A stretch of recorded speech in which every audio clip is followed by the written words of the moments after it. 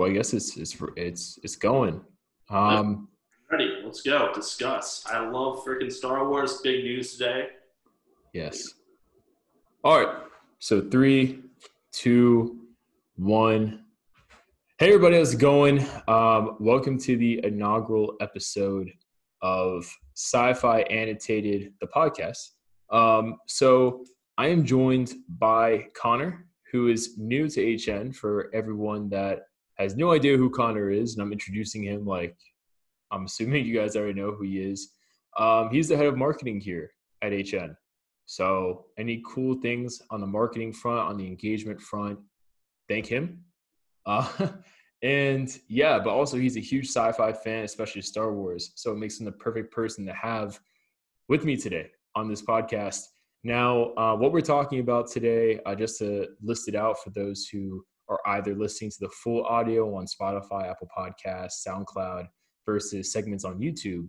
We're going to talk the Star Wars updates with Mando 2 in the High Republic, then this John Boyega interview that came out, and then we're going to finish off the episode with some Dune talk and this Game of Thrones news. Well, not Game of Thrones news, but the Game of Thrones showrunners are developing a new series. So we're going to talk about that.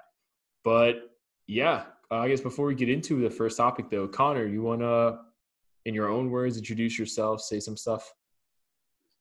Hey, how's it going, everybody? Connor. So think of me as the marketing guy, more the big fan of Star Wars, the big beard, everything going on. Real excited. Big news today with the new Star Wars announcement. Mandalorian Season 2, huge. Hope everyone's pumped. That's pretty much my intro right there. Yeah. Yeah.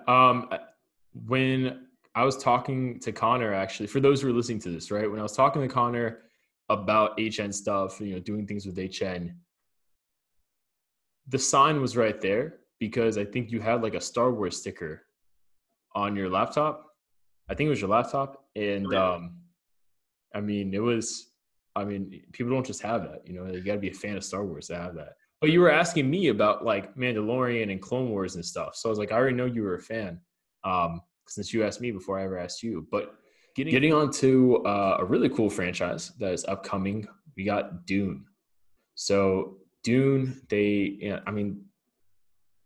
don't really know what to say about it because, they attempted this franchise, a while back, and I just don't think the people weren't ready for it. It's a lot to sell to people.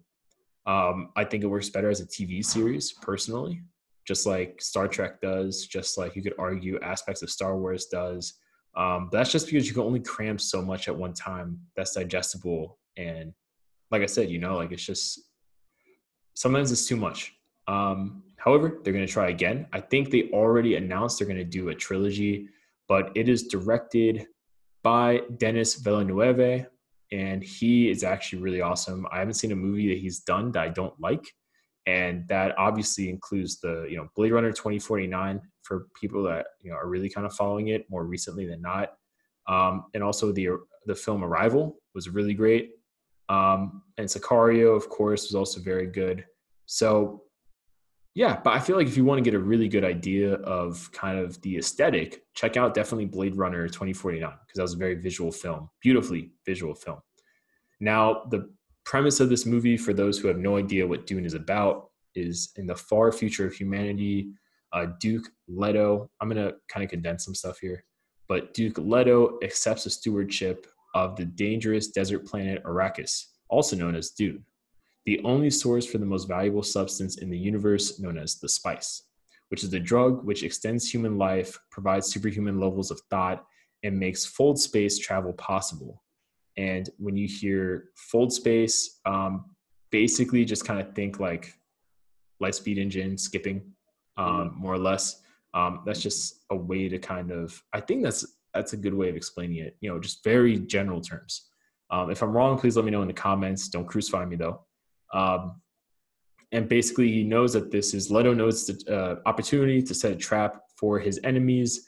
So he takes a concubine called Lady Jessica, a young son and heir, Paul, and also most trusted advisors of Arrakis.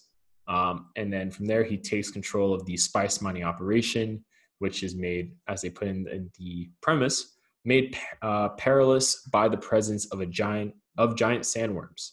The bitter betrayal leaves Paul and Jessica to the Freemen, who are natives of Akaris and live in the deep desert. So I may have not done the best job reading that, so my apologies, but I'm just trying to read what they officially are marketing out here so I don't accidentally reveal spoilers. But it's a really good book series if you want to check it out. Definitely recommend it because it has all the potential in the world to be the next Star Wars like franchise on the big screens if this movie knocks it out of the park, which I think they will, especially because when it comes out, right, which is let me read this right. Yeah, December 18th. They didn't change the release date again. So by December 18th, people might be just getting really comfortable going to theaters again. So this film might benefit, kind of like Avatar did back in the day, from basically being the only thing out there. Assuming Black Widow, which comes out in November, gets pushed back, and Wonder Woman 1984 also gets pushed back. Like, assuming those things move again to after December. Come December, this might be the biggest sci-fi fantasy kind of like, get your fix in movie.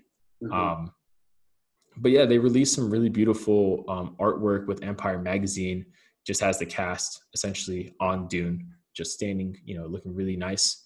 I'm really excited for this movie because we were just talking about Star Wars.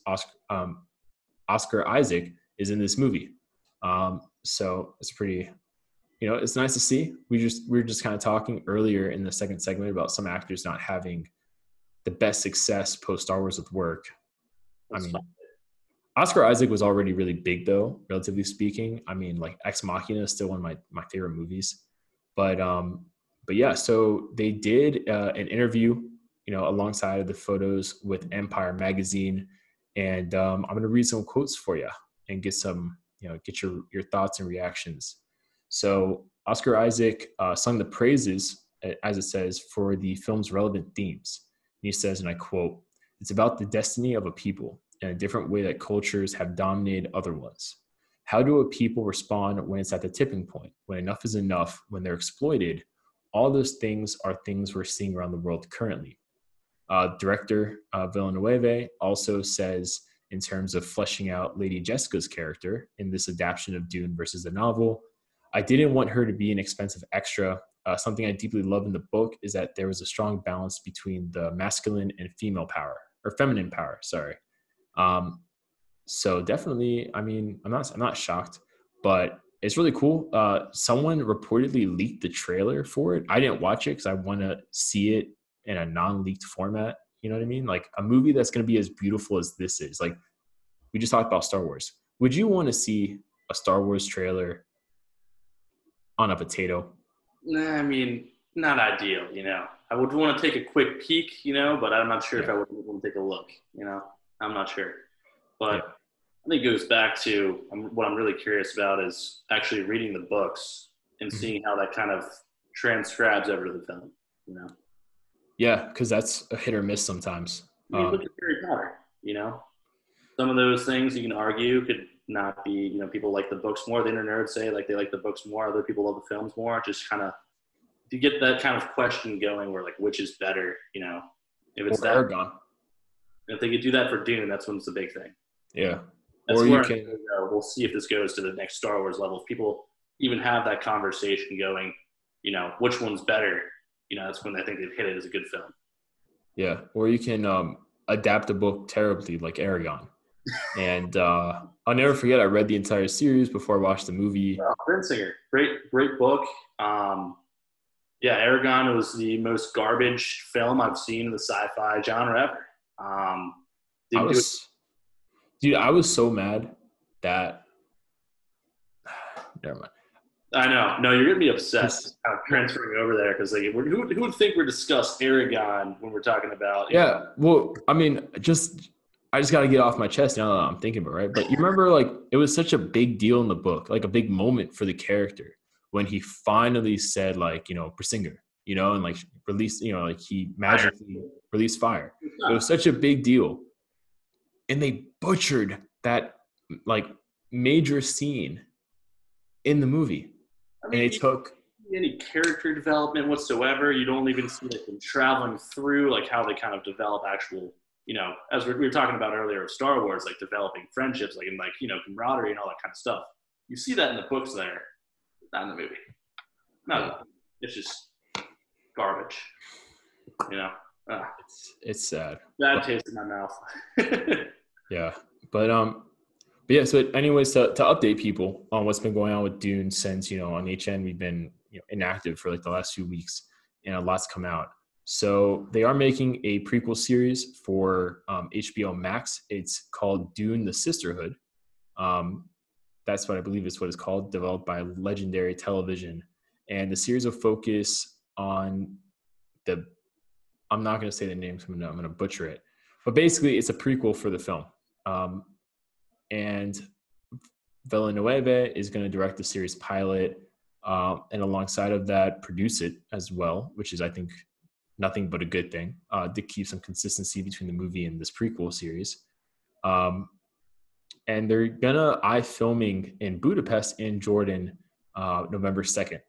So that's pretty cool. And then, of course, for this movie franchise, they've already said they want to do a trilogy, ideally, because this movie is going to cover the first half of the book, so not even the whole book, which I'm happy to hear about, because a lot of times they force it, and there's only so much you could put in a movie, especially a movie mandated by studio mandates, like, oh, it has to be 2 hours or hour and a half.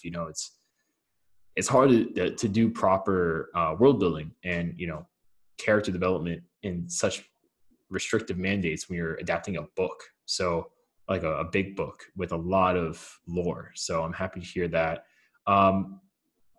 Yeah, so they don't have any tentative release dates, I don't see, for the potential sequels, but I know they're going to do also like graphic novel, to help with the world building, some adaptations, not only of the movie, but I guess like kind of like companion pieces, which is, I always love when they do that as a part of their marketing strategies.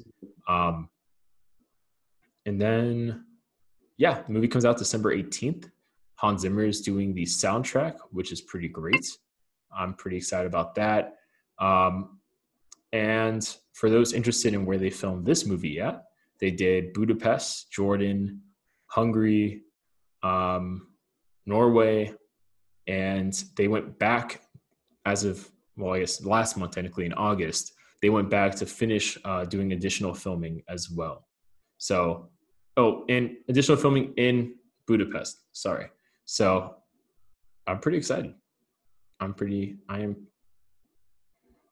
Honestly, I'm excited for this because I think this has one of the strongest talents behind the camera, not just in front of the camera, that you can ask for a series like this. I mean, you can't ask for much better for the next potential epic, sci-fi series, than Villeneuve, in terms of like, not only how it would look, but also like actually being able to make sure it's written well and it has good pacing and the actors give a good performance. I mean, just all the things you need, all the boxes, check. So yeah, that's it for your Dune update. Yeah, now we know. No, I'm actually pretty good. On paper, it sounds really good. We'll kind of see where it rolls from there. I got to look more into the concept art and everything, but it's awesome. Yeah. And I mean, for those who are interested in reading the book, I definitely recommend it. It's kind of dense. I'm not even done with it yet. I mean, I'm trying to like really learn the world of Dune before the movie comes out, so like we can talk about it here on the channel. But excuse me. But yeah, let me know what you guys think down below about Dune. Are you guys excited about Dune? Not excited about Dune? What is something about Dune we could do on this channel that would help you guys better get into it, learn about it, et cetera, et cetera. But yeah. I'm wired. Anyways, the vibe went down for a bit, but let's bring it back up.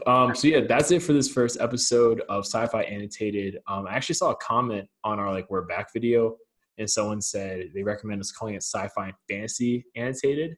That actually was a way we're going to actually fun fact. Originally, this podcast was called Sense of Wonder. Long story for that, but basically, the whole like sci-fi thing, sense of wonder, we took the slang for that, for sense of wonder, And that was going to be like our creative name for the series, but it was kind of a little too meta. So we're not using it. But we did actually, that was considered. But the problem with Sci-Fi and Fantasy Annotated is that it's just way too long of a name.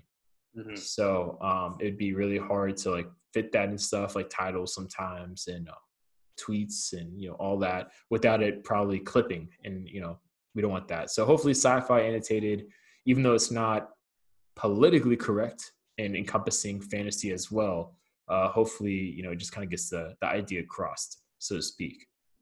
Just like Mando isn't the character's real name necessarily, but everyone says it and what we're talking about. So my mind is blown right now. I always thought it was Mando. Yeah, but that's pretty much it for this episode. Connor, thanks for podcasting with us today. Always how do you feel? It's your first HM podcast. Shoulders are feeling a little tight, feeling pretty good though. The real question is, how long is a parsec? That's a good question. Honestly, part of me just wants to leave it at that. Just cut static image. That's it. End scene. Yeah.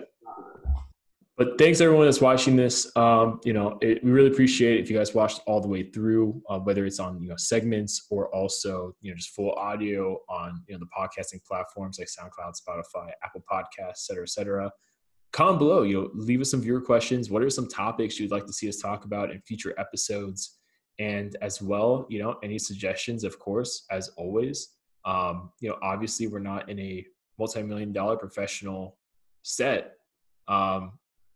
But, just any suggestions you think we could do to improve the quality of the podcast, whether it's audio quality, visual graphics work, whatever it is, just let us know and we'll do our best going forward. But thanks for, listening to us today, and we'll catch you guys later.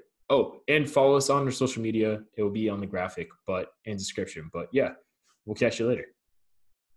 Signing off. Sweet.